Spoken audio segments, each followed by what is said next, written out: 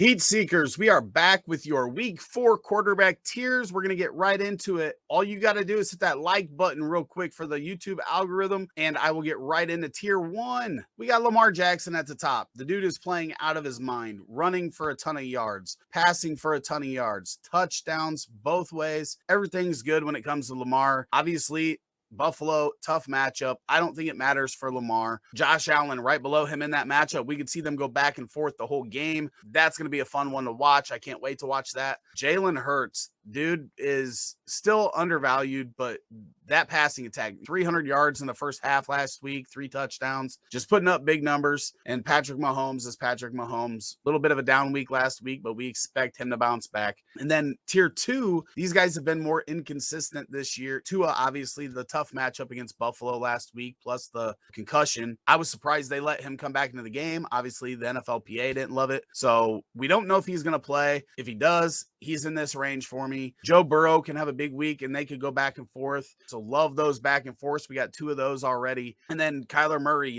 that they've been real inconsistent. He's played inconsistent, but that offense seemed to get a little bit more in a groove last week with Hollywood Brown with a ton of targets. Well, he had 17 targets, I think, in a big week in fantasy. So hopefully they can get that rolling. Down here in tier 3, this is when the questions really start to come in, right? Russell Wilson has not been playing great. Kirk Cousins has been inconsistent. Tom Brady's got personnel issues with guys being out. Derek Carr's been inconsistent to start, had a great first half of week 2 game and then disappeared. Only 0-3 team in football. Jared Goff has had some weeks where he's put up some big numbers. He gets Seattle. Rodgers still trying to figure out his receiving core. Matt Stafford, don't know what we're getting week to week. And then Trevor Lawrence has looked pretty good, but Philly's been tough. But Marcus Mariota is kind of one I want to highlight here because he's been consistent. All 3 of his games have been in between like high 15s and low 19s. And he's averaging the 13th most points at quarterback, gets Cleveland, has that rushing upside, like him a lot. Then we get down here to 4, and Brissett was a guy that I had as my last in the last tier, at the bottom of that tier, the first couple weeks, but he's been doing pretty well over the past couple weeks. And developing that connection with Amari Cooper and with David Njoku really helps him out. Carson Wentz, after 2 good weeks, had the dud last week, gets Dallas. Dallas has been tough on defense. Geno Smith gets Detroit. And then the return of Zach Wilson. We really hope that this doesn't hurt the wide receivers because we've got production out of Garrett Wilson and Corey Davis so far this year. Maybe he